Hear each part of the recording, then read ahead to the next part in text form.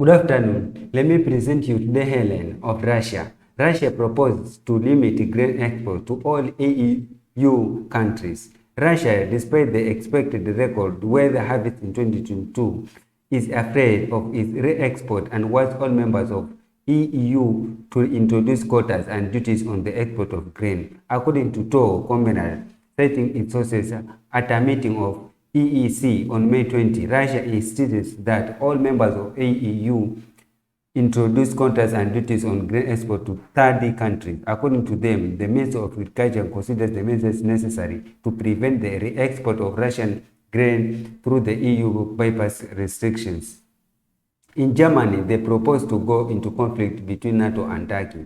NATO should risk conflict with Turkey because of unwilling to approve the entry of Sweden and Finland into the alliance. This was stated by the journalist Maximilian Pope in an article for the German edition of Der Spiegel. Therefore, NATO must end the attempts to blackmail Turkish President Recep Tayyip Erdogan, not only for subsistence but also strategic reasons. Otherwise, it will set a dangerous precedent.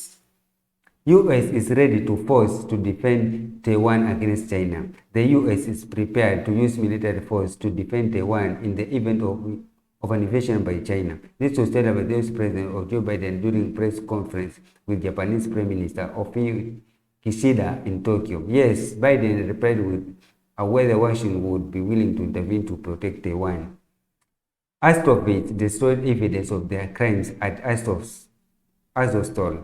In the dangers of Azov's plant in Mariupol, evidence was found that indicate that nationalists of Azov battalion recognized as banned and exiled in Russia destroyed data confirming their involvement in crimes against civilians in Donbass. This is reported by Azovstal with reference to its correspondent. The United States was afraid of the entry of Finland and Sweden in NATO. NATO expansion must be put into hold, not accepting Finland and Sweden into alliance, as this is dangerous and short-listed.